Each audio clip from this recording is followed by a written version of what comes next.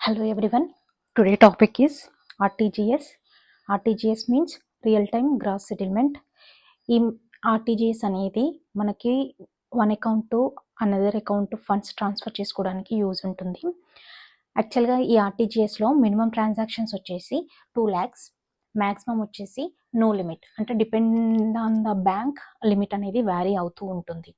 Payment mode అనేది ఆన్లైన్లోనూ and ఆఫ్లైన్లోనూ ఉంటుంది.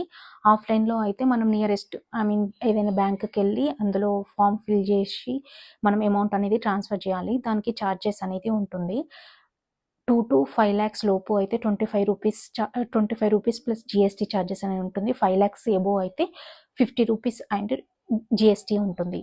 Depending on the bank charges అనేవి వేరీ అవుతూ ఉంటాయి. ఈ ఆర్టీజీఎస్ని రెగ్యులేట్ చేసేది ఆర్బీఐ అనమాట. RBI means Reserve Bank of India. ఈ సెటిల్మెంట్ టైం అనేది ఆన్ టైం అంటే ఇమీడియట్. ఇప్పుడు మనం 12 o'clockకి అమౌంట్ ట్రాన్స్ఫర్ చేస్తున్నామంటే 12 o'clockకి అనదర్ పర్సన్ అనేది రిసీవ్ చేసుకోనికి ఉంటుంది.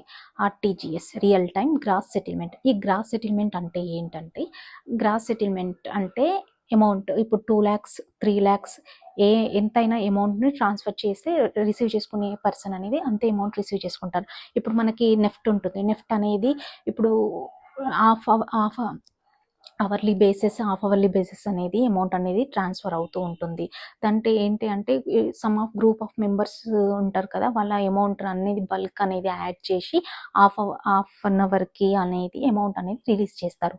కానీ ఈ ఆర్టీజీఎస్లో అనేది ఎట్ ఏ టైం అనేది ఎంత అమౌంట్ 2 lakhs ఎబో ఎంత అమౌంట్ ఉంటే అంత అమౌంట్ అనేది రిసీవ్ చేసుకోనికి ఆప్షన్ అనేది ఉంటుంది. కాకపోతే ఈ ఆర్టీజీఎస్లో ఛార్జెస్ అనేవి ఎక్కువగా ఉంటాయి compare to IMPS and NEFT.